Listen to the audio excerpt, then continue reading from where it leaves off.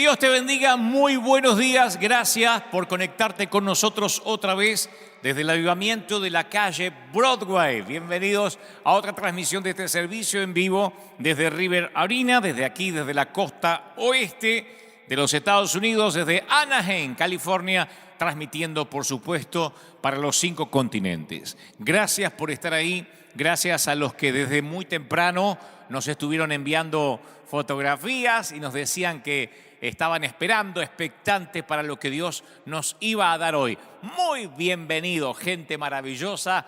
Hoy es un día extraordinario, un día donde Dios, creo, como cada domingo que nos cita aquí y nos volverá a hablar, hay una palabra especial para alguien muy especial. A pesar de que hay miles del otro lado y se suman, yo sé que Dios va a hablarle a alguien muy especial.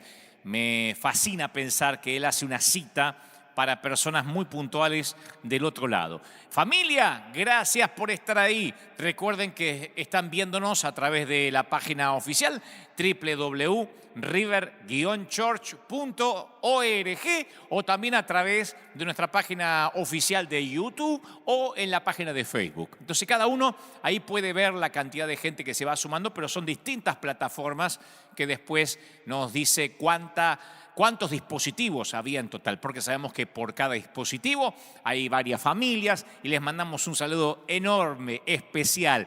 ¿Qué decir de los que mandaban fotografías recién? Gracias, gente maravillosa. Gracias por estar ahí. Gracias por ser parte de esta familia virtual que comenzó para algunos hace muy poco. Para los que ya son aquí de la casa, algunos comenzó hace 10 años esta aventura, otros un poco menos, lo que sea. Creo que Dios nos ha hermanado con algo que es mucho más fundamental que un mensaje, que es estar en el mismo reino, servir al mismo Dios. Y hoy la palabra es imperdible, el silencio de los corderos, se llama el mensaje del día de la fecha. El silencio de los corderos no te lo puedes perder, porque pienso que de todo lo que Dios nos habla, cada domingo hay mensajes que tienen que ver con la coyuntura de lo que estamos viviendo, con un punto de inflexión, con un parteaguas. Todos los mensajes son de Dios y cada uno de ellos están dados por algo. Como mensajero transmito lo que digo siempre, lo que creo Dios me dijo que te diga. Pero hay mensajes que son coyunturales, o sea, imperdibles, que en este tiempo tenemos que escuchar, prestar mucha atención. Así que llama a papá, a mamá, a los abuelos, a seres queridos, porque el mensaje, el silencio de los corderos va a comenzar en un momento y no te lo puedes perder. Gracias a los que se conectan, gracias a los que están del otro lado y gracias a los que durante toda la semana nos estuvieron llamando, escribiéndonos, bueno, más que llamando, escribiéndonos, porque dimos una sola vía de comunicación para la tercera inyección financiera. Y fueron miles de correos, miles de aplicaciones. Todas ya han pasado por cierto filtro, se le mandaron algunas preguntas más, pero hemos decidido extender por lo menos un par de días más. Hoy domingo, mínimo mañana lunes y martes. Domingo hoy, lunes y martes, porque muchos nos dijeron danos tiempo para poder juntar la información, para enviar las cuentas bancarias o lo que nosotros les estamos pidiendo. Así que la inyección financiera se extiende por lo menos un par de días más. Hoy domingo, insisto, lunes y martes. Recuerden que queremos ayudar a países de América Latina, por lo menos unos 15, 16 países o los que podamos. El correo o las vías de comunicación son las que aparecen en este momento al pie de la pantalla para que tomen nota. Es la única vía de comunicación. Mientras que vemos imágenes de las ayudas financieras anteriores en distintas naciones, en distintos países, aparece allí el correo para que tomen nota: migente@riverarena.org. Y aunque hay algunas mayúsculas, minúsculas, eso es indistinto. migente@riverarena.org, y ahí ustedes, esto es para únicamente ahí ustedes escriben, pero esto es únicamente para los que tienen fundaciones. Esto responde a un tema legal, no a un capricho nuestro, no a que se nos ocurrió de hacerlo así de una manera arbitraria, sino que tiene que ver con, insisto, con un tema de chequeo cruzado, un tema de de transparencia, de contabilidad, y necesitamos que sean fundaciones que actualmente estén ayudando. Porque nos ha escrito gente diciendo, bueno, nosotros no hemos hecho nada, pero queremos empezar ahora y no podemos. Tienen que ser gente que ya lo ha estado haciendo, que no tienen recursos para continuar, y nosotros les damos esa ayuda, invertimos bastante dinero para que ellos puedan seguir en distintos países llevando esta ayuda de diferentes maneras, como ustedes están viendo ahora en imágenes. Algunos con ollas populares, otros llevando mercadería, alimentos, insumos básicos, elementos de higiene, pero estamos llegando a los más vulnerables, a los barrios más pobres en todas las naciones, desde México hasta la República Argentina. Si bien en inyecciones financieras anteriores habíamos enviado a Italia, a España, en esta ocasión nosotros estamos abocados exclusiva y puramente en América Latina.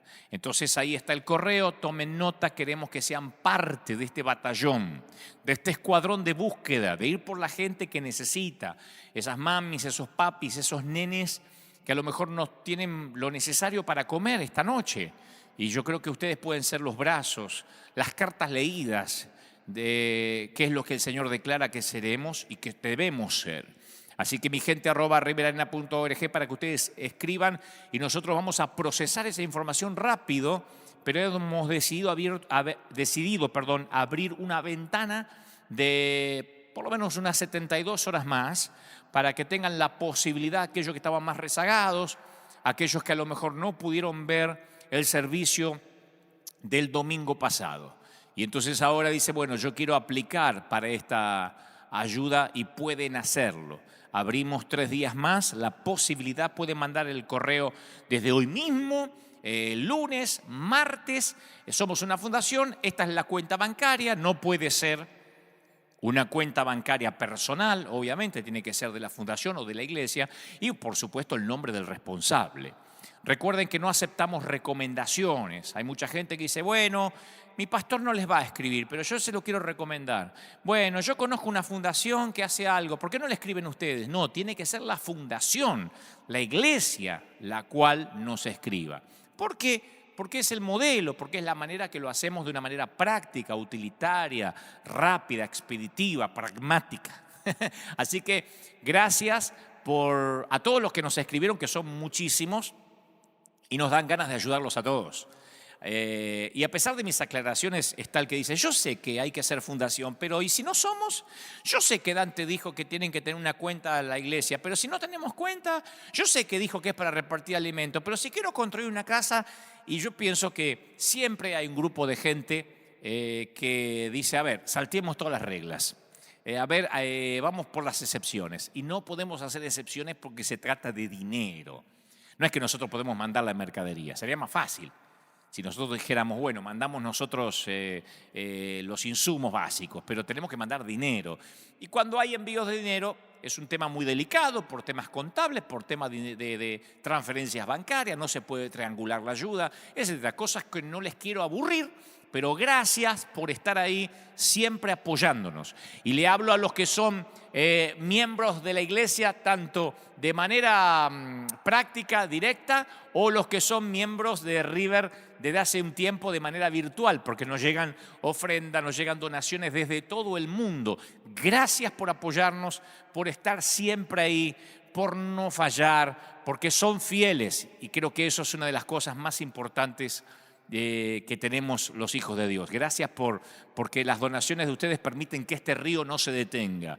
Un saludo a nuestra congregación, al batallón del ejército de Dios, que son fieles, que siempre están, que nunca fallan. Que Dios los bendiga, que Dios los guarde. Gracias por estar ahí, porque sin ustedes nosotros realmente no podríamos hacer esta obra maravillosa que estamos haciendo y que estamos llevando adelante de parte de Dios. Los bendigo de lo profundo del corazón. Gracias por estar ahí, por no fallar. Muy bien. Aquí nosotros, mientras que esperamos las imágenes de la gente, las fotografías de la gente que va a comenzar a ayudar y que presumo que van a llegar a partir de la semana que viene, las primeras imágenes, logramos, me decían recién hace un ratito, logramos casi 97, 98% confirmado, espero que no me tenga que desdecir, enviar ayuda a Cuba. Eso es maravilloso. No podemos con Venezuela todavía por el régimen, pero podemos, Dios mediante, llegar a Cuba. Así que era uno de los países que nos faltaba, una de las naciones que queríamos bendecir. Vamos a tener imágenes de Cuba. No solo eso, sino que también, como este río Dios dijo que llegaría hasta los confines de la tierra, tenemos casi asegurado que vamos a poder ayudar a Pakistán. Es uno de los sitios más álgidos para ayudar en cuanto a las restricciones que hay en contra del Evangelio. Bueno, les contaré más Dios mediante la semana próxima, pero vamos a enviar ayuda a Pakistán también, porque queremos que esto llegue hasta los lugares más recónditos del mundo, porque este es el río de Dios, porque este es un año de cosecha.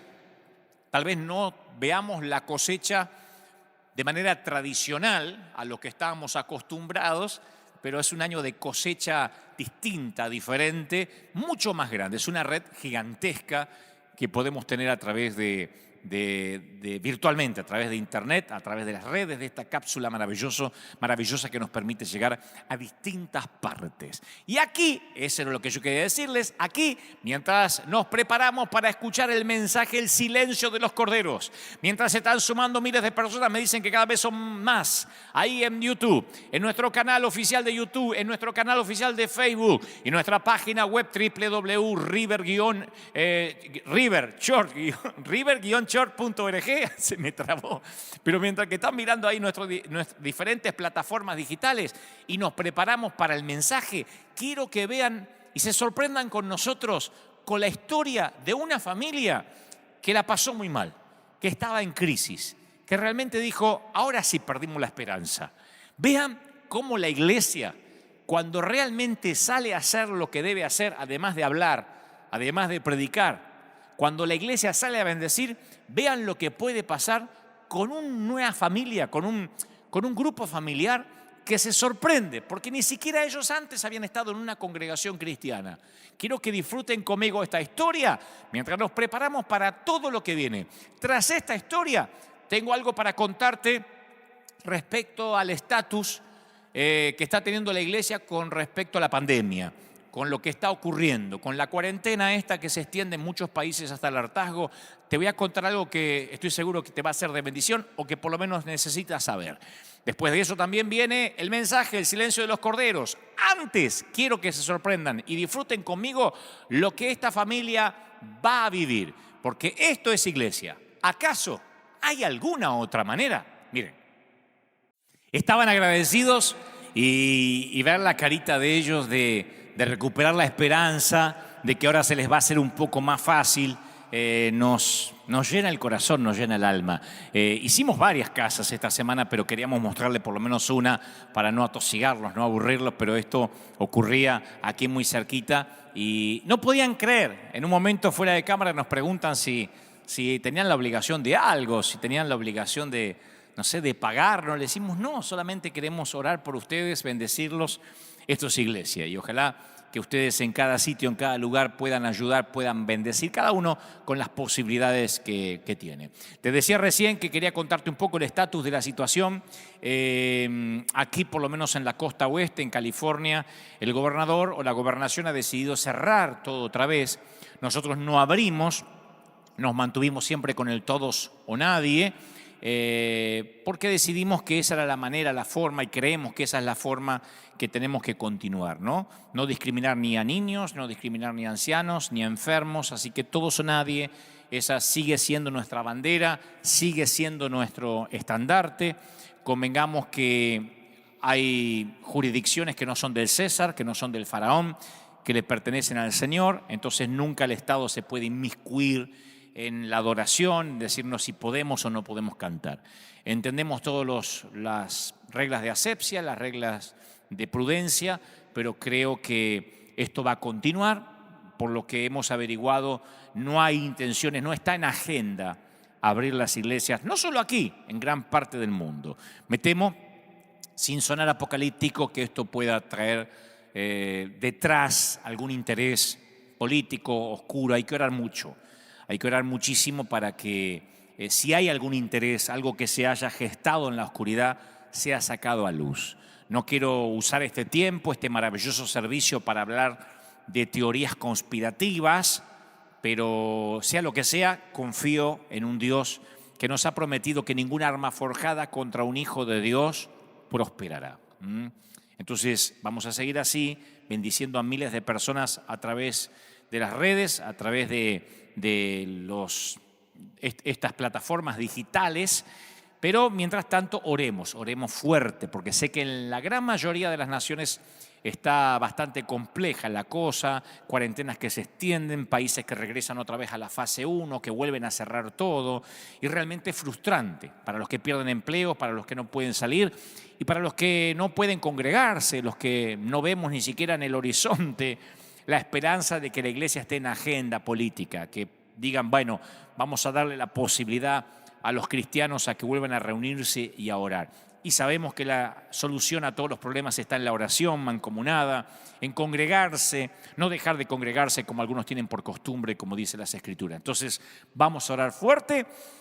Pregunta mucha gente en las oficinas, nos escriben, ¿van a volver a abrir pronto? No podemos. No con restricciones y obviamente no podemos mientras que la curva de contagio siga así, mientras que obviamente los países y los ministerios de salud de cada nación no nos den el visto bueno para hacerlo. Mientras tanto, seguimos orando firmes, seguimos diciendo nosotros todos o nadie, nosotros no vamos a abrir con restricciones que son ridículas, que están totalmente fuera de contexto para lo que es la iglesia por definición. No dejaremos niños, ancianos ni enfermos afuera. Es imposible y mucho menos reunirnos sin contacto, sin poder cantar. Es una locura. Así que creo que tenemos que orar para que si todo esto pase podamos ser la iglesia que Dios quiere que seamos. Y mientras tanto, claro, nosotros somos la iglesia. Nosotros seguimos convocados, seguimos a través de este medio y Dios nos sigue hablando. De esto voy a hablar más en el mensaje dentro de un ratito. Vamos ahora a tener un momento de adoración. Un momento donde decimos, Señor, si estamos en crisis, si estamos en problemas, tus cuerdas de amor nos sostienen, nos bendicen. Tras esta adoración, tras este momento de regocijo espiritual, estamos ya con lo que creo Dios me dijo que te diga. No aflojes, no te rindas, que los mejores días están por venir y lo que Dios te va a hablar hoy, estoy seguro que va a ser un parteaguas, un antes y un después en tu vida. Yo sé lo que te digo, te espero aquí en vivo tras este momento de adoración. Que lo disfrutes. No sé si alguna vez visitaste Israel, a mí me ha tocado hacerlo en alguna ocasión, pero si eres un cristiano que has leído la Biblia, vas a tener muchas emociones encontradas cuando llegues a Tierra Santa. Algunas muy lindas y otras no tanto. Algunos que hemos leído las Escrituras sentimos decepción la primera vez que vamos a Israel. No es algo que se cuenta mucho en público, pero es algo que me tocó vivir y que me consta que lo han vivido otros hombres y mujeres de Dios que han ido por primera vez. Porque uno trata de ver el lugar original y se encuentra con todo lo opuesto. A excepción de, no sé, el mar de Galilea o lo que es estrictamente topográfico, el hombre lo ha tapado casi todo. Entonces, donde vas, solo ves cortinas, insignias, iglesias, cuadros pintados, catedrales, basílicas, y después por todos lados hay velas, velas, velas, más velas, incienso, tanto que a veces el lugar original está completamente cubierto. Esto no es a desmérito de Israel ni de la Tierra Santa. Volvería a ir muchas veces porque no deja de ser un lugar maravilloso. Nada más que estoy diciendo que uno sufre una decepción cuando quiere ir a un lugar histórico, bíblico, del cual escuchó mucho, y uno ve que cuando llega al sitio hay una catedral, un santuario, una basílica, justo encima de lo bíblico.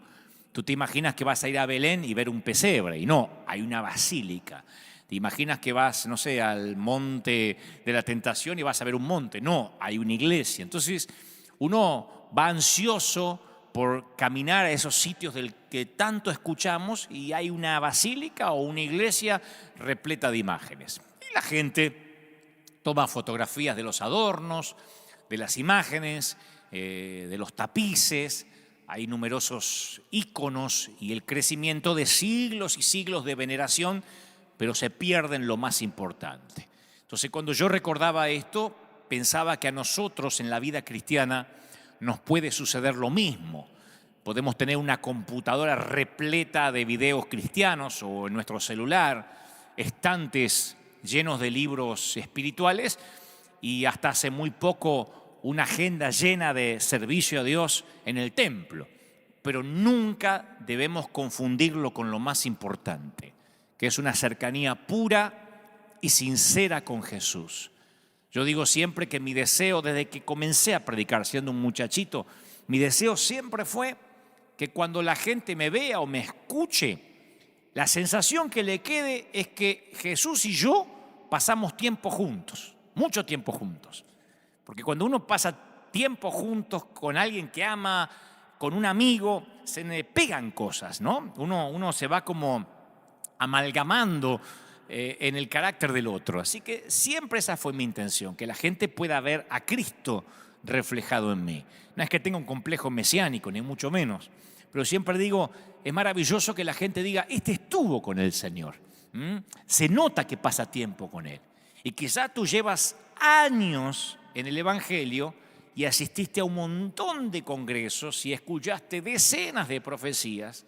Y entonces, por definición, eres un seguidor de Cristo Jesús, un cristiano fiel, pero cuando la gente te ve no necesariamente dice, estuvo con el Señor.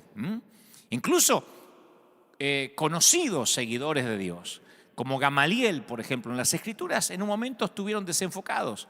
Jesús le dice a un grupo de estos seguidores, que no podemos decir necesariamente que eran carnales o necesariamente opuestos a Jesús, pero Él les dice a este grupo de seguidores en Juan 5:39, escudriñen las Escrituras, porque a ustedes les parece que en ellas tienen vida eterna, pero ellas son las que dan testimonio de mí y no quieren venir a mí para que tengan vida. Le está diciendo, ustedes tienen las Escrituras y ahora están con el autor de las Escrituras. Es como decir, no, estoy muy inmerso en lo que el autor escribió y me pierdo que tengo al autor delante. Ustedes creen en las Escrituras, pero no hacen caso o hacen caso omiso al que revelan justamente las Escrituras. Pasa que estar desenfocado no significa necesariamente que Jesús está distante. Generalmente son nuestros ojos los que están muy abrumados como para no ver a Jesús. Como dijo alguien, no es destrucción lo que provoca nuestras preocupaciones más grandes, es distracción. Si quieres saber lo que es valioso para Dios, tienes que fijarte siempre en lo que el diablo falsifica. Obtener una relación pura y sincera con Jesús, yo creo que es algo más que anteojos Gucci falsificados en China o relojes Rolex en Tijuana. El anzuelo preferido del diablo funciona mejor apenitas fuera de la corriente principal. Como dije hace unos cuantos domingos atrás, cuando apenas nos movemos del modelo.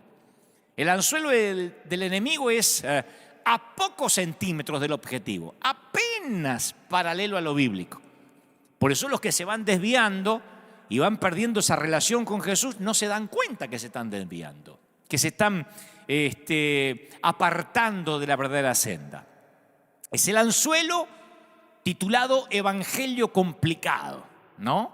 Ese mito que trata de convencernos de que mantenernos santos es tan complicado que la mayoría de la gente solo puede lograrlo yendo 2 semanas a un congreso, o que solo puede ser santo una semana después que vino del congreso o después que el pastor le oró. Entonces, caminar cercano requiere un régimen religioso que implica ir a la iglesia todas las semanas y tener muchas actividades en la iglesia. Entonces uno dice, bueno, así es como yo camino cerca de Jesús. Y seguir todas esas reglas parece que define a los buenos cristianos. Ahora, es fácil confundir nuestra vitalidad espiritual con nuestra actividad espiritual, que no es lo mismo. Uno puede estar lleno de actividad, sirviendo al Señor, y resulta que el servir a Dios es su ídolo, está lejos de Dios, del Dios al que dice servir. Pero nosotros por años, cuando digo nosotros, digo la iglesia, calificamos nuestra madurez según lo que hacemos. Cuán seguido vamos a la iglesia, a cuántos estudios asistimos cada semana, si tenemos una célula, cuánto trabajo hacemos como voluntarios en la iglesia. Entonces nos hacemos vulnerables ante las distracciones del enemigo cuando medimos nuestra relación con el Señor con la vara equivocada. ¿Me explico? O sea, la iglesia nos califica según lo que hacemos, en vez de hacerlo según nuestra relación con Cristo, nuestra relación íntima con Él. Y ahí nos transforma en corderos mudos, en ovejas clonadas, en personas que nos tienen que controlar de cerca para medir nuestra santidad. El apóstol Pablo, él mostró una marcada diferencia en esta forma de pensar. El hombre al que Dios escogió para redactar la mitad del Nuevo Testamento lo resume en un mandato que dice: no dejes que el diablo te desvíe de lo puro y sincero de caminar con Jesús.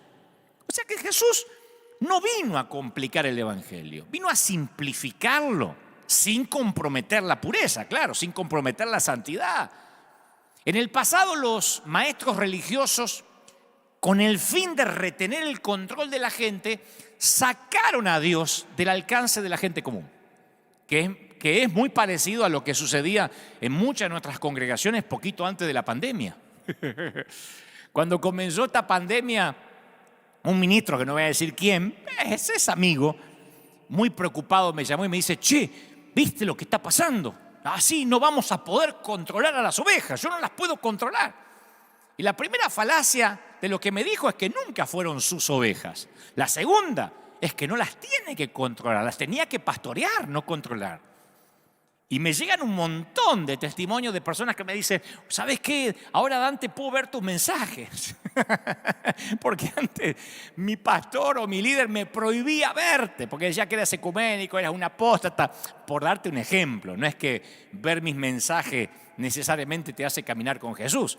Lo que digo es, miren hasta qué punto algunos ejercían control, que les decían lo que podían ver o no podían ver en sus casas. Les decían, me dijeron, te tenían prohibido, yo no podía poner un video tuyo porque me sentía en pecado. Entonces, yo conozco líderes que daban por sentado que sus ovejas eran tan débiles y tan codependientes que ejercían una dictadura, un régimen en lugar de un liderazgo sano, un régimen en lugar de un pastorado. Un estudio de la historia de la iglesia revela épocas enteras en que la Biblia no estaba disponible para el ciudadano común.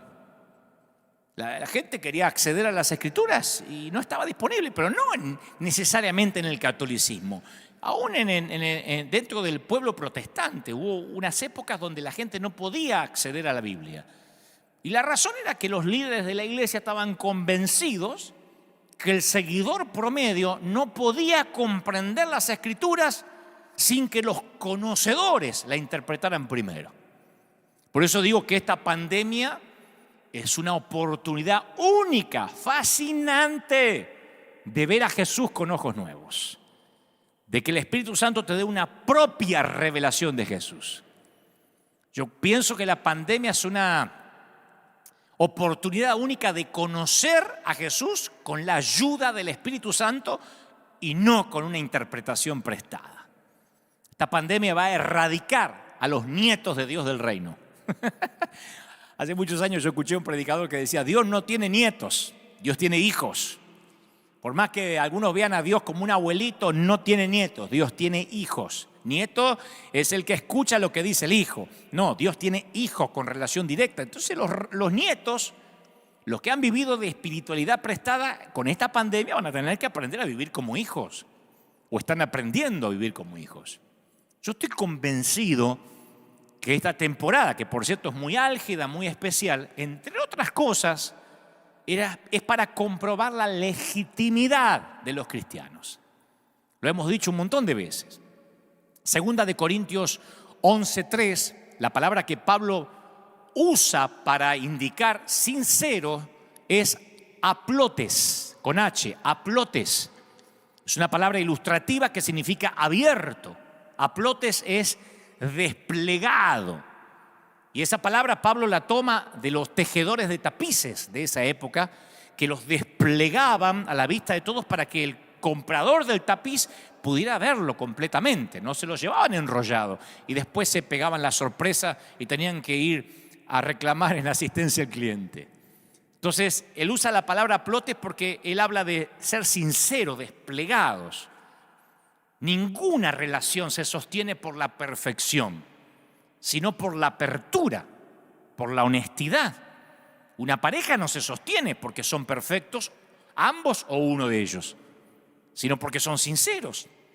Entonces, abrirse es tener un corazón que le permita a Dios mostrarnos que incluso antes de esta pandemia muchos estaban yendo a la deriva y de alguna forma Dios permite que se cierren los templos, algunos para que se den cuenta que no estaban firmes, otros para que se afirmen de verdad, en el deseo de Dios de corregir nuestra dirección, sabiendo que nos ama, porque su amor no ha disminuido. Algunos dicen, ¿será que Dios está enojado y por eso permitió esto? No, yo no creo que su amor, yo creo que su amor no ha disminuido en absoluto hacia nosotros. Yo soy papá, sé que hay papás y mamás mirándome ahora y sé lo que sienten, lo que siente un papá, una mamá. No cambias nunca el amor por un hijo. Nada de lo que yo haga puede hacer que él me ame más ni que me ame menos. Hablamos eso cada semana, los últimos domingos. Pero se requiere una generosa cantidad de humildad para entender nuestras propias debilidades y decir, Señor, en esta temporada trata conmigo. No puedes decir que buscas a Dios si no persigues la verdad, porque rara vez encontrarás aquello que no estás buscando. Entonces Él nos llama a vivir con todas las luces prendidas, con todas las ventanas abiertas, aunque la autenticidad le siga molestando y le cause urticaria a unos cuantos. Él llama a vivir como un libro abierto, decir, este soy. Eso es lo que Dios nos ha hablado estos fines de semana. Decir, este soy, así soy, Señor, sé propicio de mi pecador. La iglesia debiera ser el sitio más auténtico del planeta, no el más hipócrita. Y ahí cuando uno vive a ventanas abiertas y con la luz encendida, tarde o temprano la oscuridad se disipa por el resplandor, por su luz. Primera de Juan 1:7 dice, pero si vivimos en la luz, así como Él está en la luz, tenemos comunión unos con otros. Y la sangre de su Hijo Jesucristo nos limpia de todo pecado. O sea que la luz se vuelve intimidante y a veces tenemos miedo que deje expuesta nuestra humanidad, que descalifique nuestros esfuerzos por servir a Dios. Pero esto se trata de vivir vidas abiertas, permitir que su luz nos limpie día tras día. La autenticidad y el vivir abiertamente molesta. A mí me lo dicen todo el tiempo en las redes sociales. ¿Por qué contesta así? ¿Por qué dice eso? Ellos lo pueden decir, pero pretenden que yo sea hipócrita, ¿no? Efesios 5:8 dice, porque ustedes antes eran oscuridad, pero ahora son la luz del Señor. Entonces vivan como hijos de luz, porque todo lo que la luz pone al descubierto se hace visible. Entonces la luz es algo que tenemos que administrar bien. Si usamos cualquier cosa que es buena, pero de manera incorrecta, lo que fue diseñado para ser bueno puede destruir. Como siempre digo, un cuchillo sirve para cortar una onza de pan, pero puede ser usado para asesinar. Con la luz puede pasar igual, como sucedía con los antiguos fariseos. El mal uso de las Escrituras arruinó muchos futuros, desperdició el potencial de mucha gente. Dicho sea de paso, los fariseos todavía viven, están bien. En el primer siglo uno los reconocía por sus vestimentas, por sus hábitos, las patillas rizadas, así, largas túnicas, sublimes oraciones que los identificaban como la élite religiosa. Pero hoy los fariseos son mucho más sencillos. Se visten y actúan como tú o como yo, trabajan en empleos como el nuestro, asisten a los colegios mismos que llevamos a los hijos, se presentan como líderes, como voluntarios, asisten a las iglesias. Los fariseos modernos trabajan duro para seguir las reglas, las doctrinas, los credos, no han desaparecido. Y hacen grandes esfuerzos para estar en lo correcto, pero estar en lo correcto no está mal. Porque uno dirá, pero está mal querer la santidad, ambicionar la sana doctrina, no. Es el modo en que manejan su estar en lo correcto, lo que está mal. Esas frases pueden sonar como trabalengua, pero nunca estás más cerca de estar equivocado como cuando estás convencido de estar en lo correcto. Lo voy a decir otra vez para que lo tuiteen. Nunca estás más cerca de estar equivocado como cuando estás convencido de estar en lo correcto. ¿Alguna vez conociste a alguien así? Tan seguro de estar en lo correcto que cualquier otra opinión la descartan automáticamente. Y así se justifica el enojo y también la falta de respeto y los adjetivos y el odio visceral, porque si no se piensa como ellos, te vas al infierno. Entonces los líderes religiosos de la época de Jesús estaban seguros de estar en lo correcto. No es que odiaban a Jesús porque tenían un tema de piel contra él. El tipo nos cae gordo, como dicen en México. Nos cae mal. No, ellos estaban convencidos que estaban en lo correcto. Los fariseos estaban convencidos de que Jesús era un rebelde que agitaba multitudes. Entonces su sentido de sana doctrina o de ley divina hizo que el odio, la calumnia, la falta de respeto y hasta la muerte fueran aceptables. Ellos gritaron: crucifícalo. Ellos creían que en pos de la ley, de la sana doctrina, había que matar. Entonces en cada uno de nosotros, como dijo alguien, y yo no me lo olvidé más, en cada uno de nosotros hay un pequeño fariseo esperando crecer. Un grupo de líderes religiosos lleva a los pies de Jesús a una desaliñada mujer sorprendida en adulterio. Se los conté en varias ocasiones y sé que todo el mundo conoce la historia. Y querían poner a Jesús a prueba. Jesús sabía cuándo trazar líneas y cuándo construir puentes. Porque dice la palabra que él dibujaba sobre la arena. Yo creo que trazó una línea en la arena. Me gusta pensar que él trazó una línea en la arena para diferenciar a los dos grupos. Apoyó las demandas de la ley, pero llamó solo a quienes no tenían pecado a cumplir con los requisitos de esa ley. Él dijo: ok, fenómeno, hagan lo que dijo Moisés. El que esté libre de pecado, el que no tenga un muerto en el placar, en el closet, que tire la primera piedra. Entonces, cuando uno se acerca a Jesús, uno aprende cuándo trazar líneas y cuándo construir puentes. Y yo quiero que el que tenga oídos que oiga, como decía el Señor. Porque si ignoras esto, vas a trazar una línea donde deberías construir un puente. O vas a construir un puente donde deberías trazar una línea. Un síntoma, a mi humilde criterio, del fariseísmo es cuando comenzamos a juzgar a otros según sus actos, pero a nosotros nos juzgamos según las motivaciones. Yo dije esto el domingo pasado. Bueno, el otro está haciendo mal, pero yo no lo quise hacer. Bueno, el otro es un chismoso, pero yo lo conté para que estemos orando. Bueno, aquel murmura contra el pastor, pero lo mío es desahogo en familia. Entonces le cambiamos la semántica a lo que hacemos nosotros para que no suene a pecado, pero al otro le ponemos la letra escarlata de pecado, ¿no?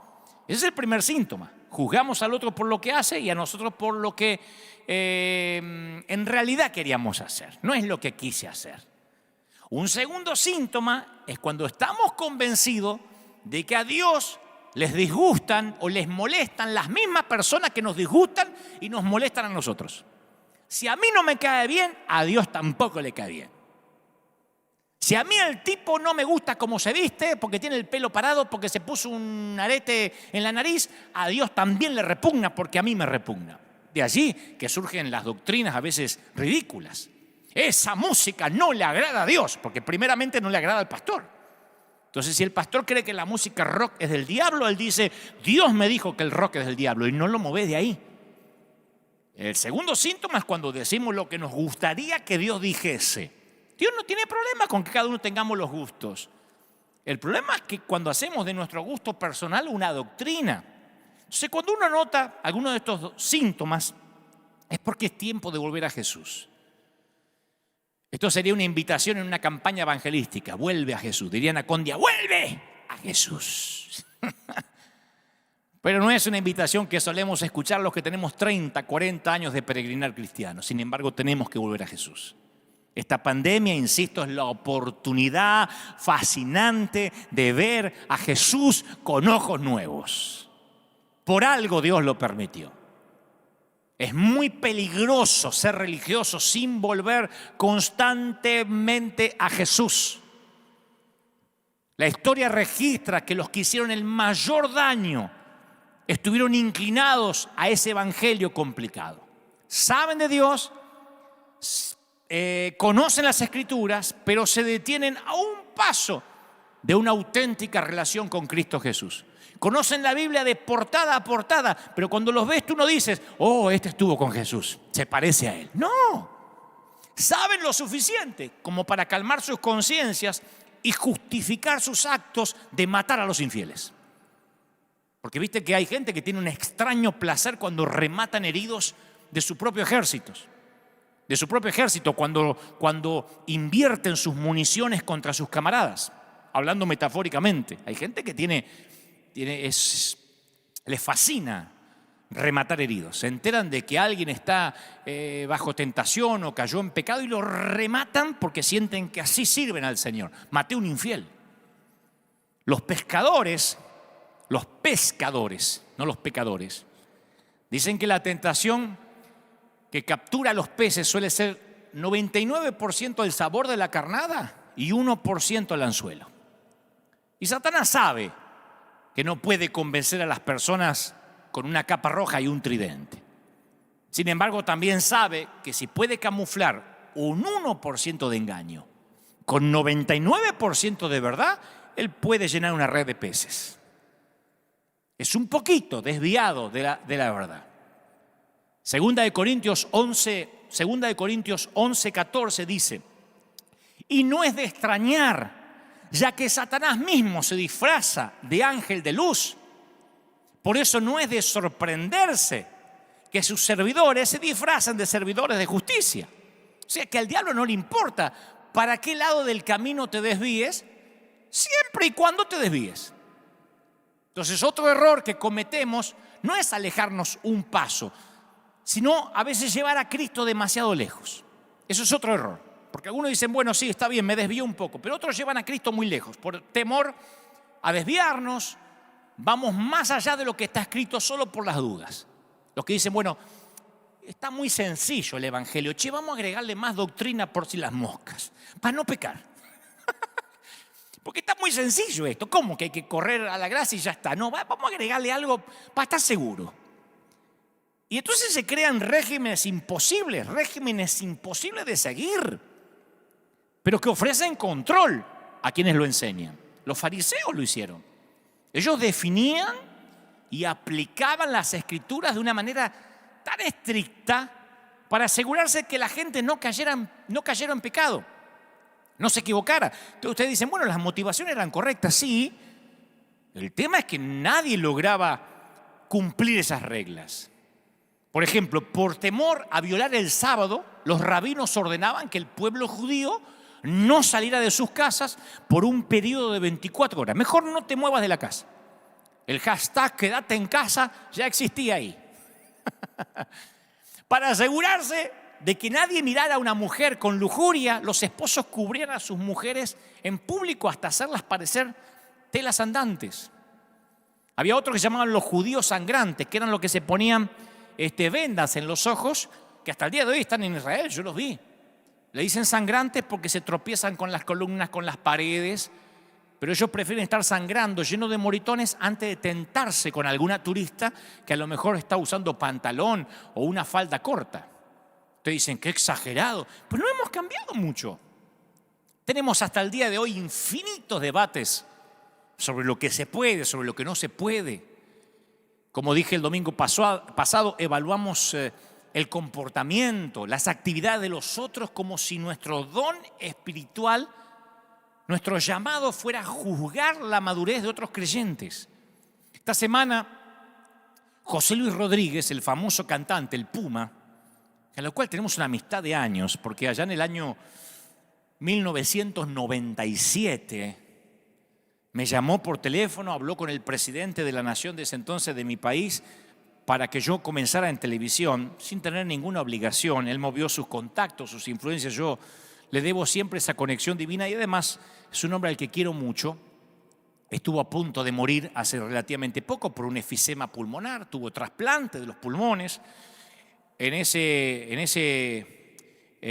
desafío que tuvo, en ese encuentro casi con la muerte, tuvo un reencuentro con el Señor muy fuerte que me consta. Y hace poco publicó un libro y me dice: querido Dante, ¿me ayudarías a publicitarlo? Es un libro donde cuento mi historia, mi testimonio. Entonces, yo publiqué en las redes esta semana que el Puma había sacado un nuevo libro.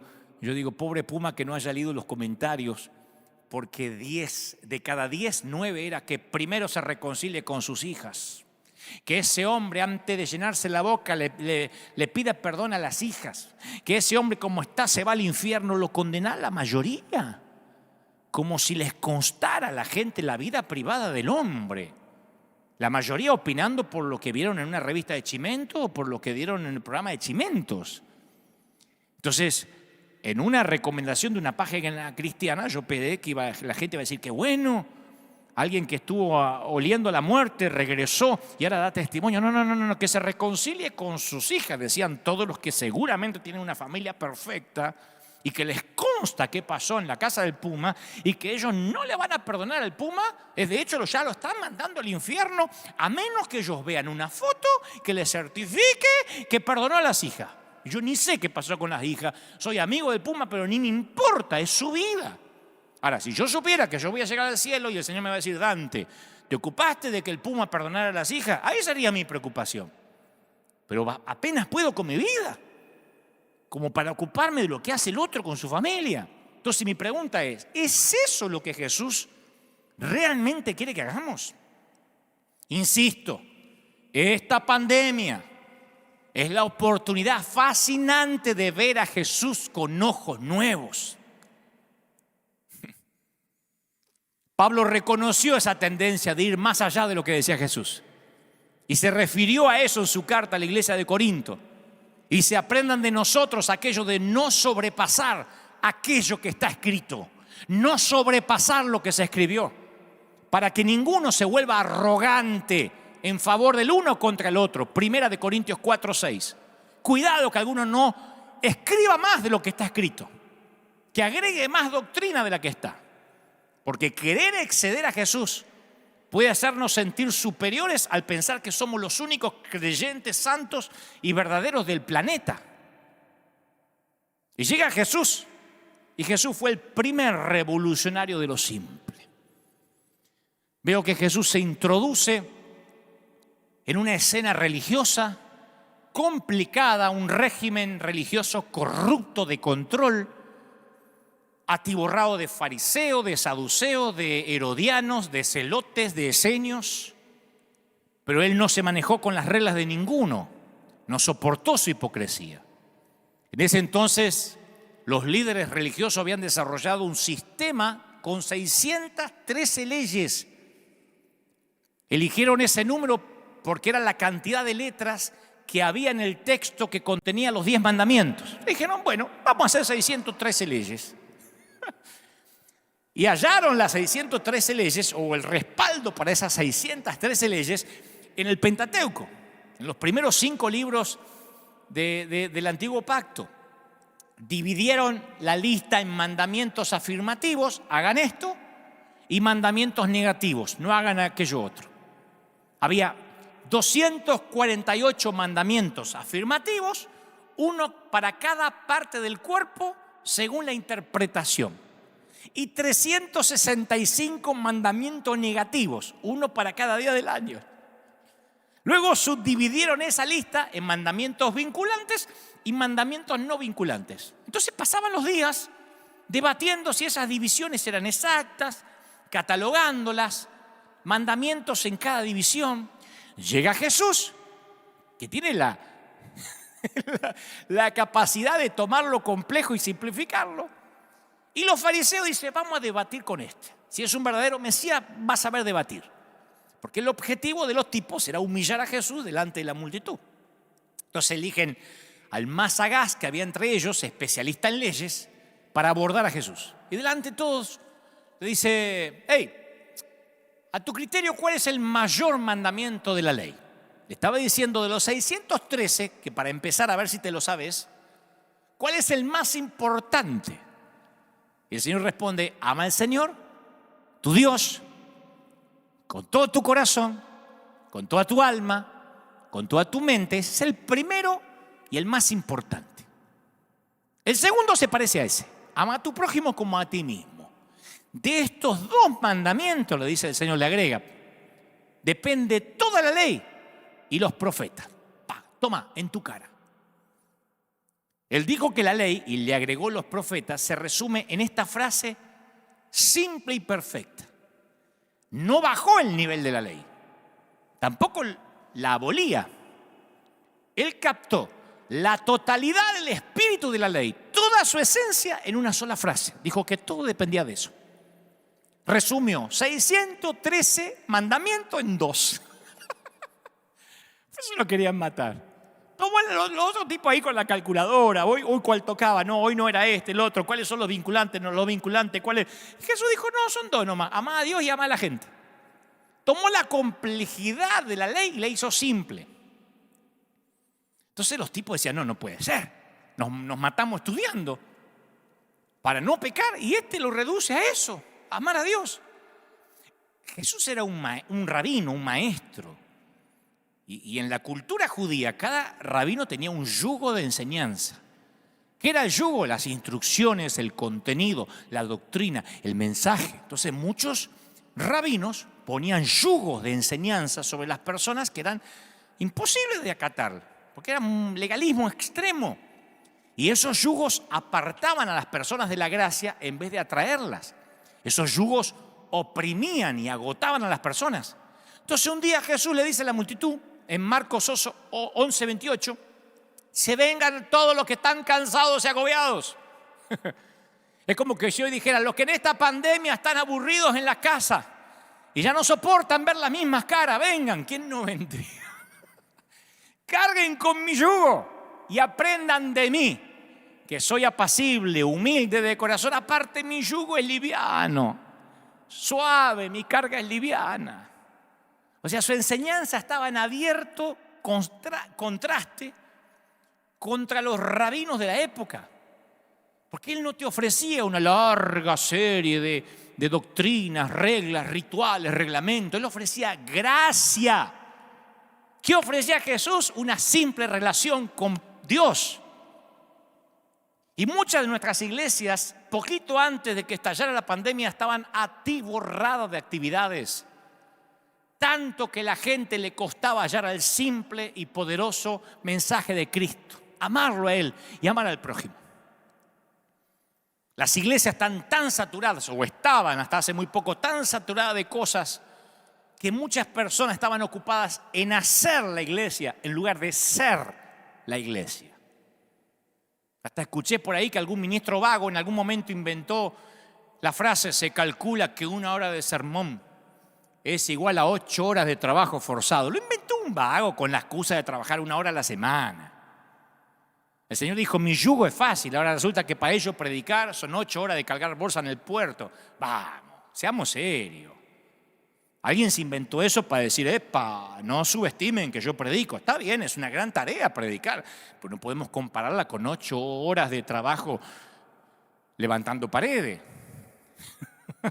El Señor dijo: mi yugo es fácil. Mateo 23, Jesús le dijo a los fariseos que eran como un vaso decorado, pero que por dentro está sucio, sin higiene. Les dijo que eran como sepulcros pintados, ataúdes de lujo. Le dijo: usted tan brillante por fuera, presentable, pero bajo la superficie, ¿saben qué hay? Muerte. Bajo la superficie, la nada. Igual que muchas iglesias. Porque el activismo es un gran disfraz para la falta de vida. La complejidad es una buena forma de cubrirlo todo. Las iglesias pueden llegar a ser ataúdes elegantes. Una iglesia llena de actividades es el mejor escondite para un muerto. Yo pensaba que la iglesia muerta es una iglesia que entras y hay alguien cantando "Adelante". Dice, qué muerto, no hay alabanza. No, una iglesia muerta puede ser una iglesia con alabanza, con candela, con sabor, a azúcar, todo bailando, con mucha actividad, y ahí están escondidos los muertos. Una gran actividad no produce cambios en la vida. Da la impresión de que suceden cosas, da la impresión de que hay vida. Tiene nombre de que vive, pero está muerto.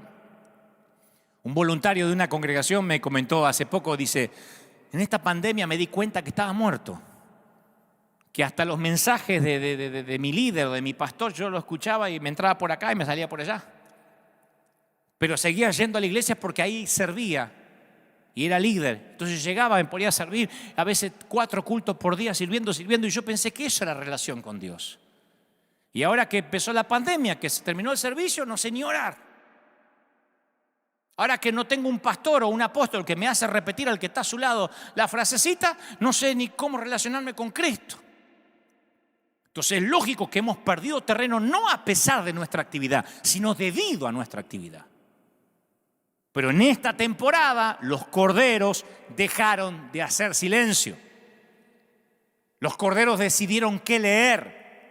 Los corderos decidieron qué escuchar. Los corderos decidieron qué pensar, qué interpretar. Empezaron a discernir que el evangelio era mucho más simple en contra de un sistema, de un régimen legalista. Insisto, esta pandemia es una oportunidad fascinante para ver a Jesús con ojos nuevos, para decir bienvenido al evangelio simple. Algunos no tenían idea, no tienen idea ni lo que haría Jesús, ni cómo es Jesús, por eso no se parecen a Jesús. Me doy cuenta cuando me dicen, eso no haría Jesús. Cuando a mí me dicen, eso no haría Jesús, yo digo a veces, ¿habrán leído los mismos evangelios que leo yo? Hace poco alguien me escribió, me dijo, Jesús no contaría chistes. Yo digo, ¿habrán leído los mismos evangelios que yo? Que lo describen a Jesús realizando su primer milagro en una boda, dando apodos a sus discípulos, ganándose la reputación de hombre comilón y bebedor de vino. ¿Por qué creen que se ganó esa reputación? Porque le sacaron una foto tomando Coca-Cola. O sea, no estoy haciendo una apología al alcoholismo. Digo, si decían es un comidón y bebedor de vino, es que pasaba días en fiesta también. De hecho, cuando los piadosos criticaban a sus discípulos por ser negligentes en las 613 leyes espirituales, Jesús dijo, ¿acaso pueden los que están de bodas ayunar mientras está con ellos el esposo? De todas las imágenes que hubiera podido escoger para su persona, Jesús se asignó la de un esposo, cuya felicidad alegra toda la fiesta de bodas. Entonces, cuando uno mira los evangelios, no podemos decir cuál era la apariencia física de Jesús. Conocemos el Jesús de Hollywood, el rubio de cabello rizado, pero me parece bueno que la Biblia no diga cómo era físicamente. Porque nuestras representaciones embellecidas de Jesús dicen más acerca de nosotros mismos que de Él. En Jesús no hubo físicamente ningún brillo sobrenatural, a excepción del monte de la transfiguración, que presenciaron solo ese grupete chiquito de discípulos. Juan el Bautista admitió que nunca hubiese reconocido a Jesús sin una revelación especial. Y según Isaías no podemos creer que había atracción por su belleza o que tenía algún otro aspecto exterior que llamara la atención. No, la clave no era su físico, se encuentra la clave en otra parte. Crecimos con una imagen de Jesús de Hollywood. Crecimos con una imagen del Jesús que nos vendieron desde los Estados Unidos. Un Jesús que nada lo altera, que distribuye sabidurías en tonalidades mesuradas, uniformes. Yo veo películas de Jesús que parecen más que Jesús un antidepresivo. Los evangelios presentan a un hombre que posee tal carisma que la gente permanece sentada por 3 días sin comer con tal de escuchar lo que tiene para decir. No veo a Jesús diciendo, ya termino, le voy a pasar un PowerPoint, ¿Qué le parece el PowerPoint? Predicaciones positivas para que no se aburran. Me voy a poner un jean de onda para pegar con los jóvenes. Hablaba y 3 horas la gente oyéndolo. Miren qué carisma.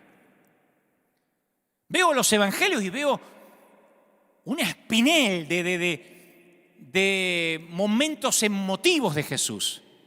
Veo que tenía compasión por un leproso, alegría por el éxito de los discípulos, estallidos de ira ante los legalistas insensibles, dolor por una ciudad recalcitrante, gritos de angustia en Getsemaní, en la cruz.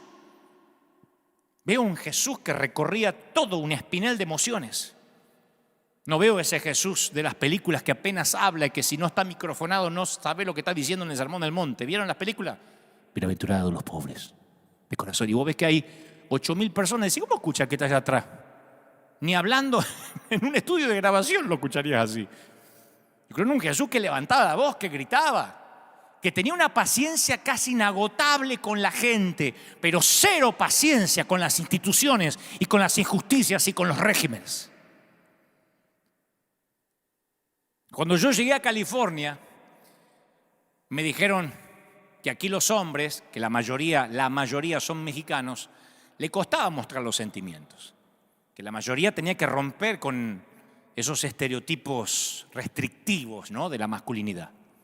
Pero veo a Jesús que vivió un ideal de realización masculina que 20 siglos después todavía la mayoría de los hombres la elude. Yo veo que Jesús era masculino, pero 3 veces lloró ante sus discípulos. No dijo, yo soy macho, soy el Hijo de Dios, ¿qué pasó?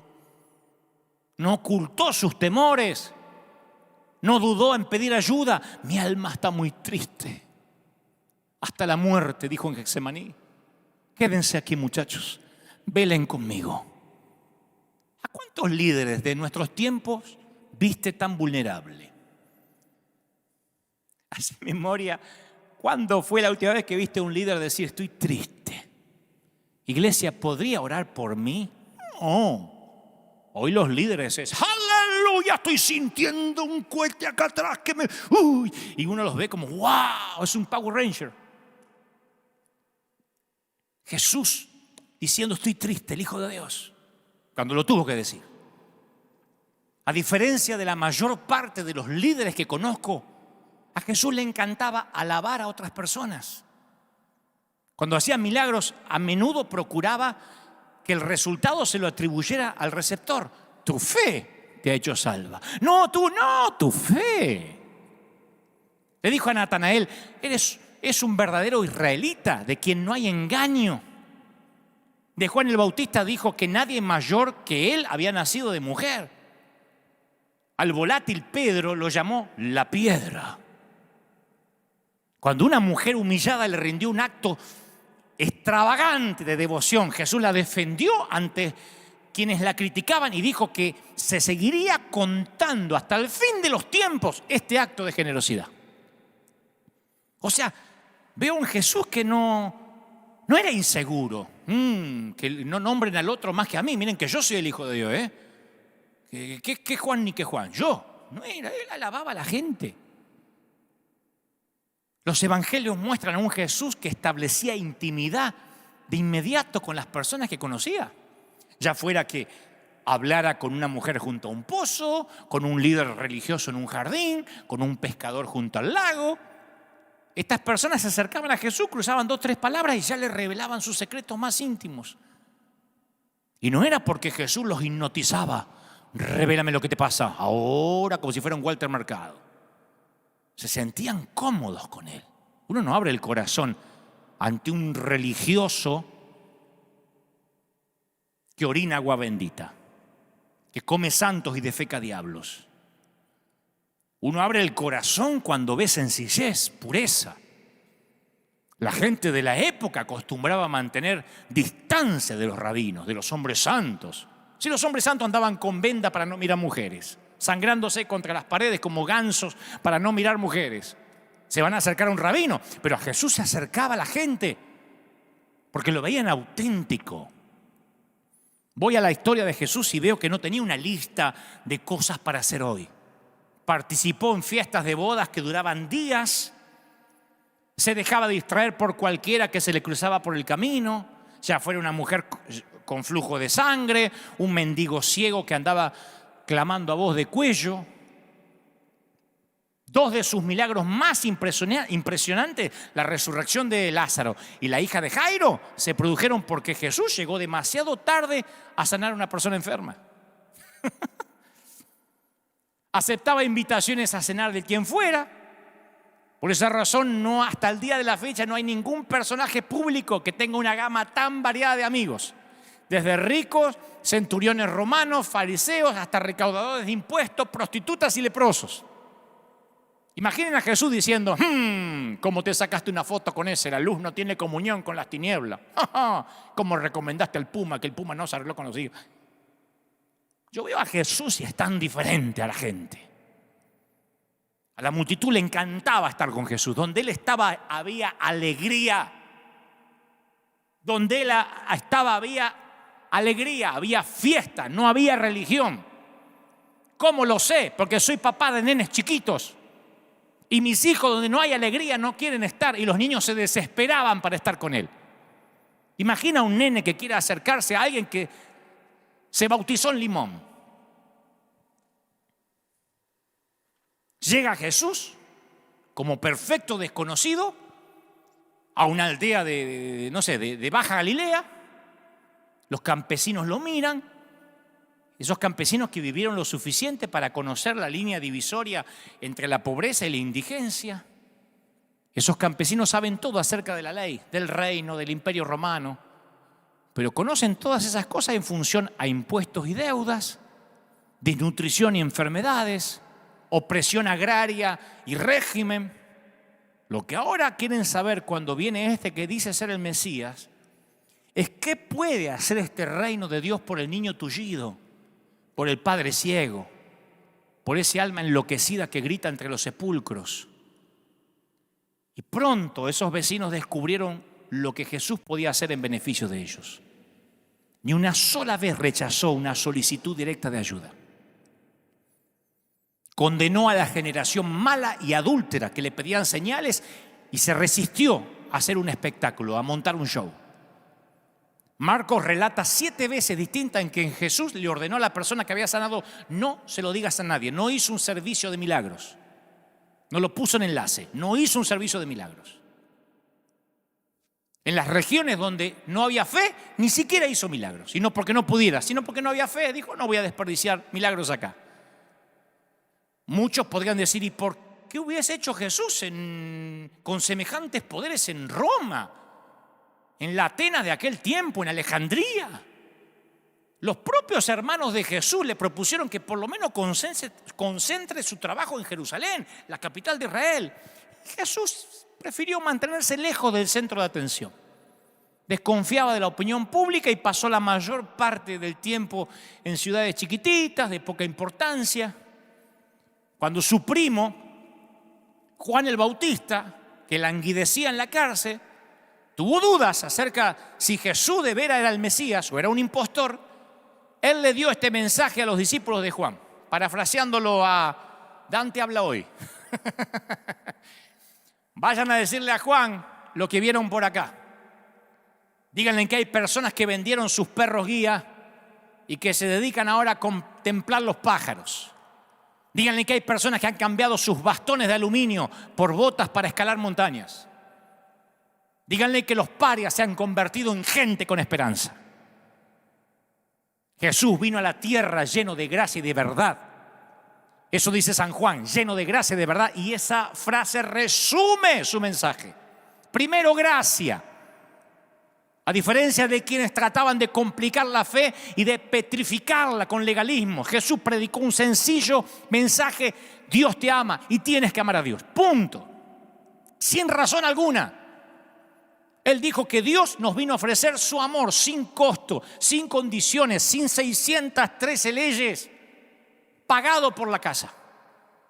La casa paga. ¿Cuándo fue la última vez que fuiste a un restaurante y te dijeron, la casa paga? Te comiste todo y vino el mozo, el camarero, y dijo, tranquilo, la casa paga. ¿Cuándo? A mí me ha pasado que alguien me invitó de otra mesa, pero que la casa paga. Acá la casa paga. Pecaste, la casa paga. Y a pesar de este énfasis en la gracia, nadie pudiera acusar a Jesús de suavizar la santidad de Dios. Porque estos días también me llenaban de mensajes, vos no hablás de la santidad. Él, ¿cómo que no? A ver, Jesús, había 613 leyes y más antes que viniera Jesús. Si uno malinterpreta el mensaje de la gracia, piensa, vino Jesús y dijo, no importa lo que haga, viví como quiera. Él niveló al homicida con el chismoso. Jesús niveló al adúltero con aquel que solo fantasea con una mujer con mirarla. O sea que van todos presos. Él niveló al ladrón con el que solo codicia con robar. O sea, del punto de vista de Jesús, complicó la ley. Porque los tipos decían, yo no, hombre de una sola mujer, yo no robo, yo no adultero. Bueno, pero son chismosos, celosos, envidiosos, da lo mismo.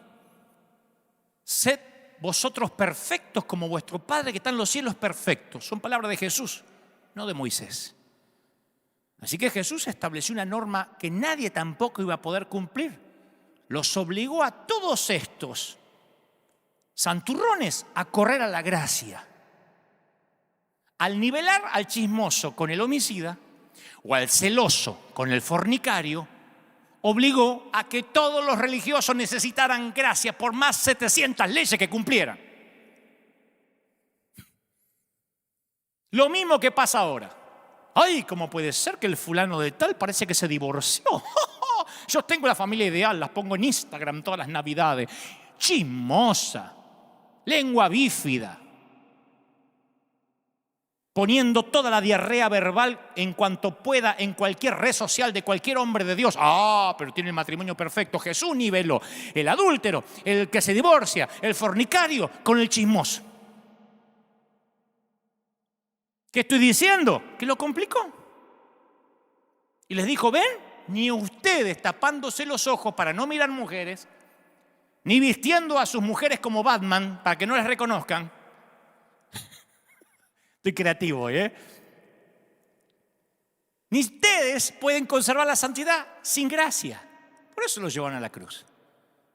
Porque los trató de pecadores, porque le dijo, ustedes están ciegos, pobres y desnudos. Y no se lo dijo a la adúltera, a la mujer samaritana, al leproso ni a la prostituta. Se los dijo a los santos, a los que estaban empoderando en un congreso dentro de la iglesia, dentro de la sinagoga. Le dijo, tan ciegos, pobres y desnudos. Les dijo la verdad, tan iguales que los que están afuera. Todos necesitan gracia. Y ellos estaban dispuestos a escuchar cualquier cosa, menos que ellos necesitaban gracia.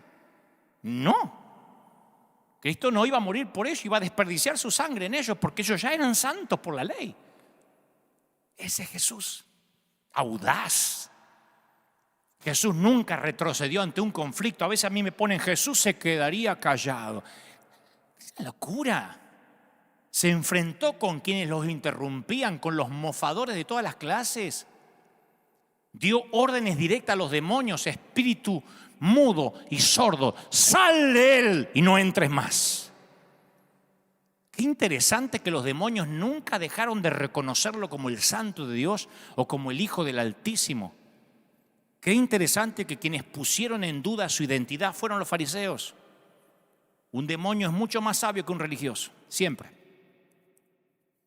Mi problema no son los demonios, porque los reprendo y listo. Y aparte los demonios saben a quién temblar. Un demonio siempre es mucho más sabio que un religioso. Entonces yo veo la vida de Jesús con ojos nuevos y no puedo negar las agrupaciones de espectadores, los círculos que se formaban a su alrededor, igual que la iglesia hoy. Estaban los más alejados, el círculo exterior, los mirones, los curiosos, los voyeristas, tratando de descifrar a Jesús. Esa multitud servía para proteger a Jesús, porque los enemigos decían, el mundo entero va tras él, no podemos detenerlo. Así que esa multitud, de alguna forma, eran utilitarios a Jesús. Eran los mirones, los que estaban ahí. Ni tan comprometido para acercarse mucho, ni tan indiferente como para irse demasiado lejos. Sobre todo los patriotas judíos que estaban deseosos que Jesús anunciara una revuelta contra Roma, ¿no? Y Jesús, me di cuenta que nunca toma en cuenta a ese grupo periférico. Nunca va a buscar al que mira de lejos. Algo más cerca, había un centenar de seguidores sinceros. Algunos eran compañeros de viaje, se habían unido, dice las Escrituras, después del arresto de Juan el Bautista. Los discípulos de Juan se quejaron de que todos habían ido con Jesús. Y como rechaza la popularidad, Jesús dirige la mayor parte de sus comentarios no a las masas, sino a los que buscan la verdad. Y entonces veo en las Escrituras que constantemente empuja hacia un nivel más profundo de compromiso con palabras que ponen a la gente siempre a decidir en encrucijadas. No pueden servir a dos señores. Sirvan a Dios o sirvan al otro. No pueden servir a dos. Tienes que amar a tu enemigo, colocar la mejilla otra vez, tomar la cruz. Y esa última frase, tomar la cruz, no era una metáfora, Junto a los caminos de Palestina, los romanos acostumbraban a crucificar a los peores delincuentes como una lección práctica para los judíos. ¿Qué clase de imagen mental iban a crear en sus mentes esos seguidores con semejante invitación? Tomen la cruz. Querían una revuelta contra Roma, no una procesión de mártires. Y Jesús repite más de una vez: el que haya su vida, el que la quiere proteger la va a perder. El que pierde su vida a causa de mí la va a encontrar. Y el círculo más cercano de seguidores, los 12, se jactaban que estaban dispuestos a hacer ese sacrificio. Sí, Señor, nosotros estamos dispuestos. Y Jesús le dice: ustedes no saben lo que están pidiendo, ¿podéis beber del vaso que yo voy a beber? Podemos, dicen estos. Y a diferencia de otros rabinos, Jesús escogió a su círculo íntimo de discípulos en vez de dejar que los cogieran a él. Era tal el magnetismo de Jesús que con poquita frase lo persuadían a que abandonaran sus trabajos, sus familias y se le unían. Ustedes no van a ver que les predicaba 2 horas y media para convencerlo, tenía un equipo de seguimiento, 3 te llamaban en la semana para rematar la venta. Él te llamaba así, dice: sígueme, y dejaban las redes. Mirá qué magnetismo. Digo, porque siempre decimos tenemos que parecernos a Jesús. No tenían un grupo de seguimiento, discipulado, control de doctrina. 2 parejas de hermanos, Santiago y Juan, Pedro y Andrés, trabajaban juntos en barcas de pesca. Los invitó, abandonaron el negocio después que Jesús les dio el día de pesca de más éxito de toda su vida.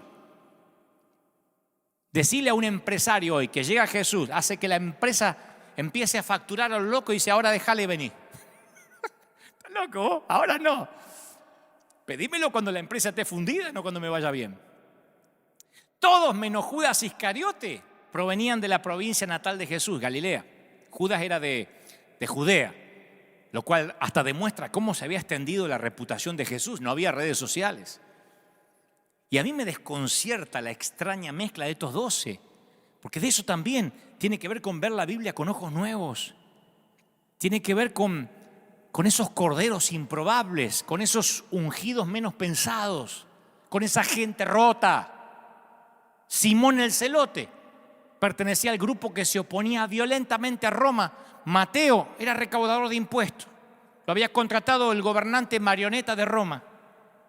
No veo a ningún estudioso como Nicodemo, ni un tipo rico que soportaba el ministerio como José de Arimatea, que formaran parte del grupo de los 12. Hoy José de Arimatea sería parte del board oficial, si es el que tiene plata.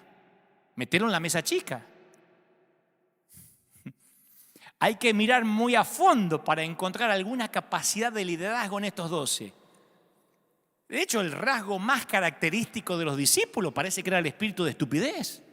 Era el único que los mancomunaba. Jesús le vivía diciendo: ¿hasta cuándo voy a estar con vosotros? ¿Hasta cuándo os voy a soportar? ¿Cómo tengo que decírselo? Lean esa frase de Jesús. ¿Cuántas veces os tengo que decir? ¿Qué tengo que hacer para que me entiendan? Me hace acordar a mí cuando tenía que dar alguna directiva a la iglesia, a los líderes. ¿Pero cómo lo tengo que poner? Con manzanitas. Y después veo a Jesús y digo: pobre, también Jesús tuvo que pasar por eso.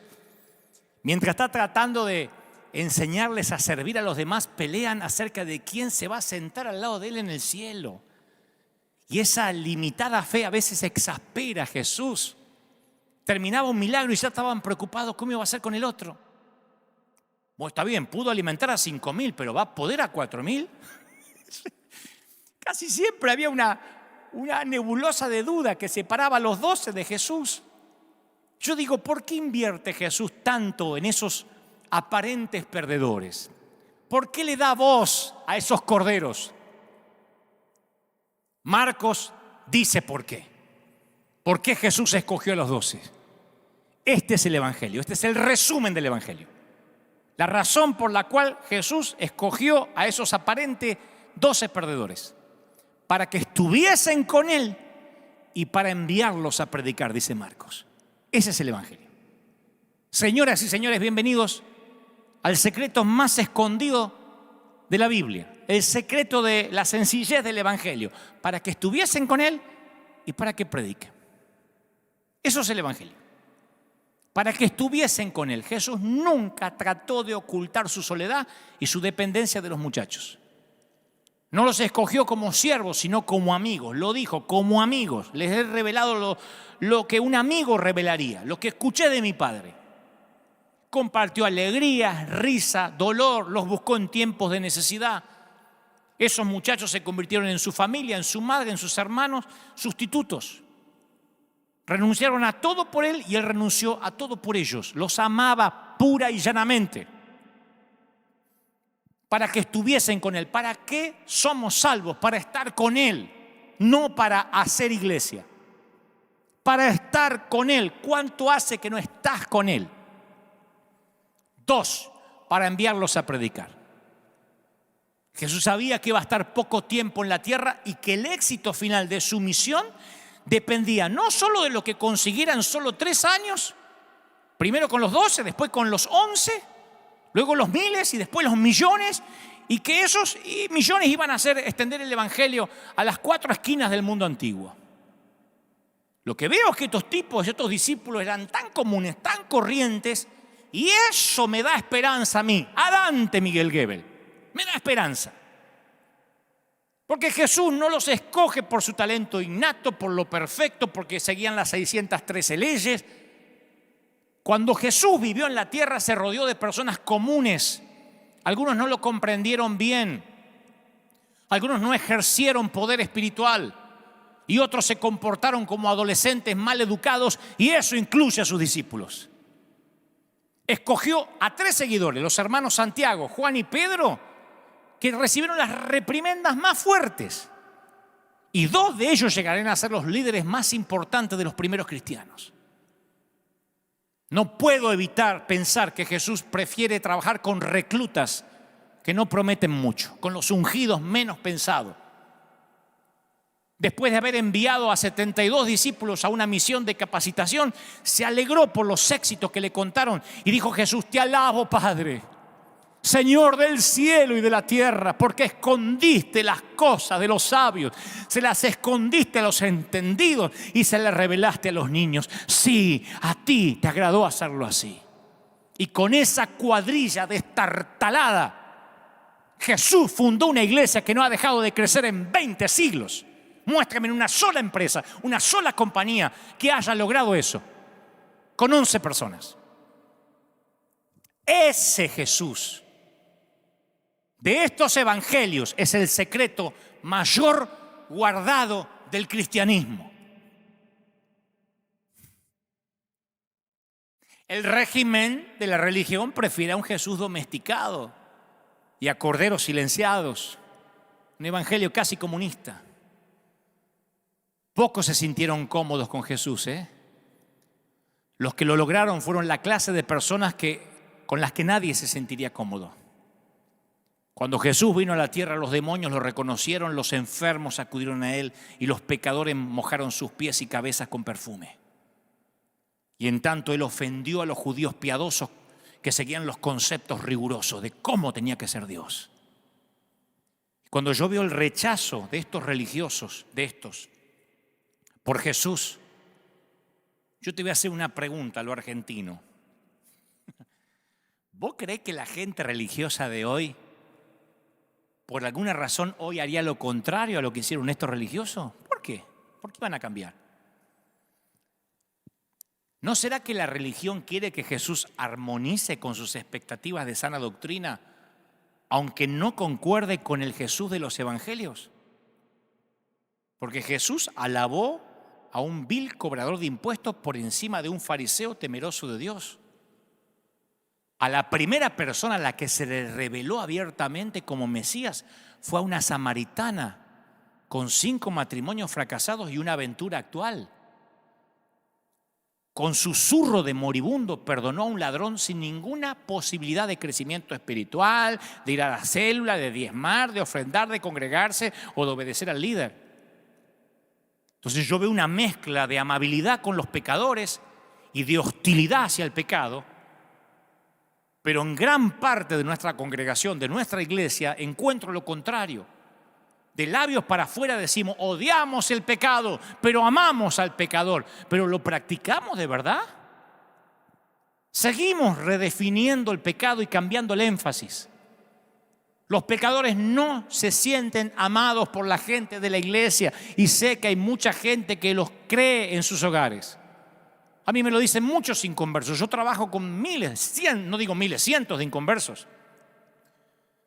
Hay uno muy famoso que me suele decir siempre, yo veo como ustedes se liquidan en las redes sociales por sencillos temas de doctrina. A mí me matarían antes de entrar. Entonces algo no está funcionando bien.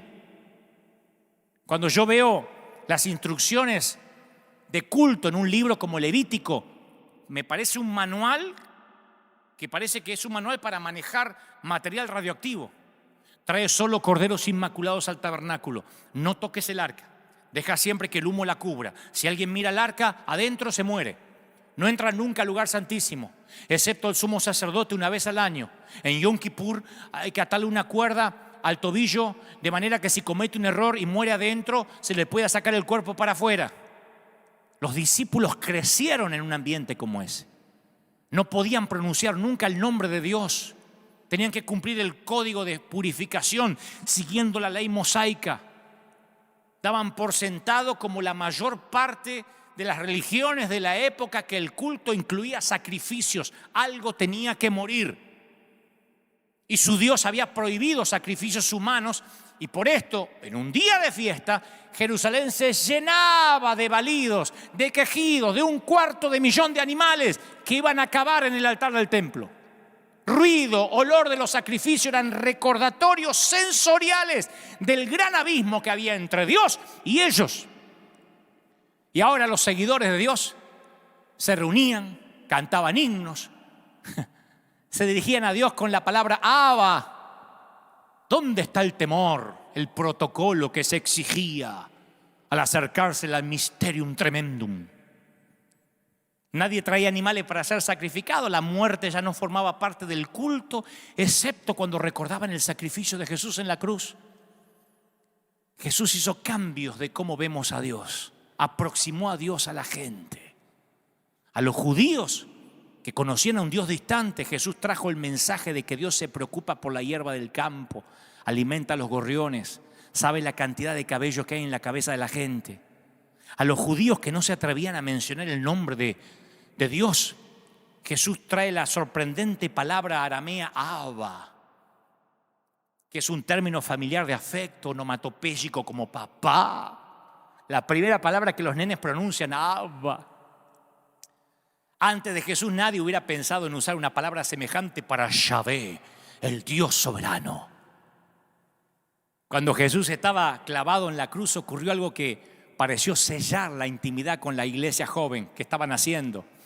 Marcos cuenta que cuando Jesús exhala el último suspiro, el velo del templo se rasgó en dos, de arriba abajo. Ese velo había cedido para separar el lugar santísimo donde moraba Dios al resto del templo, pero ya no se iban a necesitar más sacrificios. Ningún sumo sacerdote tenía que entrar temblando. Todos nosotros, tú, yo, hemos vivido bajo esta intimidad y la tomamos como algo normal. Hola, ¿cómo te va, Jesús? Yo escucho gente decir, hola, ¿qué tal, flaco Jesús? ¿Cómo te va, Dios, barba? Olvidamos lo que le costó a Jesús ganar eso para nosotros. Corderos comunes y corrientes, acceso a la presencia de Dios. Conocemos a Dios como Abba, gracias a Jesús. En una de las últimas frases Jesús pronunció antes de morir: Padre, perdónalos.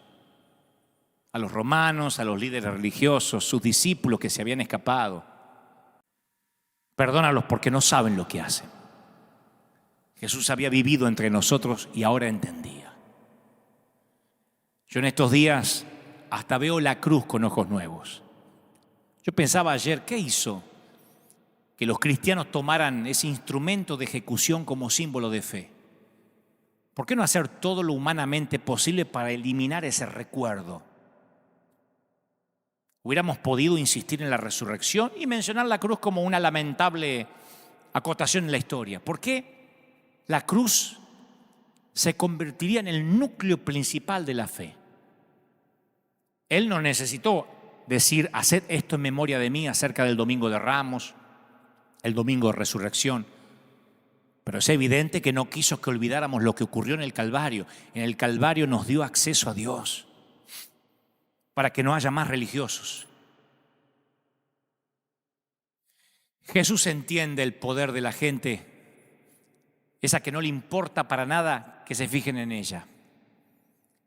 El evangelio sencillo se muestra a sí mismo más poderoso en la vida desapercibida, en el siervo que no llama la atención, en el santo no reconocido, en el discípulo invisible, en el cordero silenciado por el régimen. Jesús no cambió el mundo con ejércitos, con espadas, con legiones, con ángeles, con rayos, pero cambió el mundo al rechazar la fama y al darle la bienvenida a la infamia de una muerte digna de un criminal. Yo sé que en esta pandemia muchos se han sentido sin líderes, abandonados, sin una dirección clara. Muchos han esperado una palabra y solo han recibido: sé prudente, quédate en casa. Y alguien me dijo: estoy harto de ver a mi líder o a mi pastor metido en una cocina, muerto de miedo, diciéndome que me quede en casa.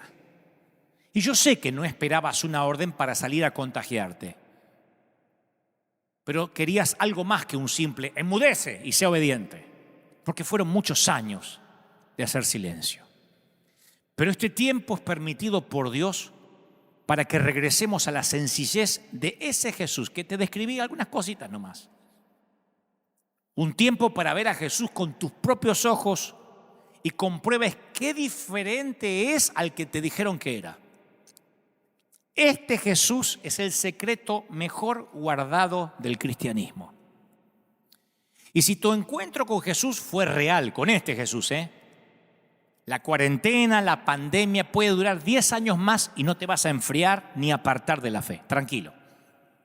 30 segundos de cielos abiertos mantuvieron a Pablo fiel hasta la muerte. No tuvo que tener muchos encuentros y quedar ciego muchas veces y que le redieran la vista muchas veces para que él recobrara la fe. Ahora, si tu encuentro era espiritualidad prestada, nieto de Dios, posiblemente ya te estés quedando sin oxígeno.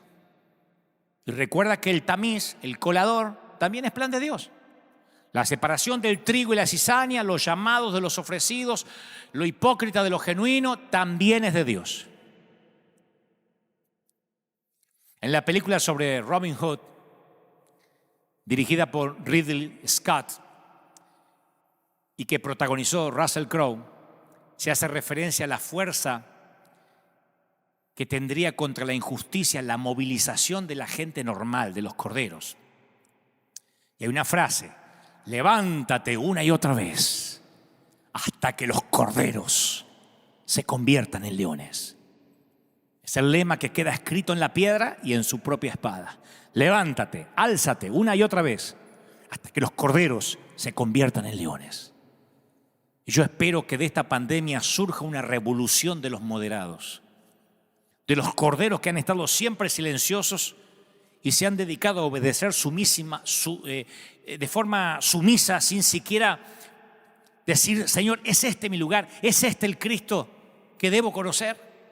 Yo oro que surja la rebelión del evangelio simple, que se atreva a ir en contra de los que te dijeron incluso a quién podías escuchar y a quién no podías escuchar. Un evangelio que vaya en contra de los fariseos que te quisieron transferir su propio odio. Los fariseos que te transfirieron sus propias envidias solapadas sin que te dieras cuenta. Se tienen que levantar subversivos que miren con ojos nuevos a Jesús. Rebeldes que nunca más se dejen alimentar por palabritas de gente que simplemente le dice palabras positivas. Se tiene que levantar un ejército de gente que no repita lo que otros les dicen que tiene que decir. Que no te digan que estás empoderado cuando en realidad estás controlado. Depende de nosotros si nos vamos a convertir en leones o no. Señoras y señores, esta pandemia no solo trajo enfermedad y muerte. Esta pandemia tuvo algo positivo, tiene algo positivo. Le puso punto final al silencio de los corderos. Y yo sé que hay mucha gente muy madura de ese lado. Lo que pasa es que te habían hecho creer que no. Gente que va a buscar a Dios por su propia cuenta. Gente que está teniendo un encuentro real estos días, pero no por mi mensaje. Lo está teniendo en su habitación, en su recámara, leyendo las Escrituras. Dios permita que vuelvan los templos abiertos pronto, pero si no ocurre, Dios levantará un ejército de gente que dejó atrás esos tiempos de estar mudos, esos tiempos de obedecer sumisamente sin siquiera pensar si realmente estaban siguiendo al verdadero Jesús. Es tiempo de volver al evangelio sencillo. Es tiempo de volver al evangelio simple.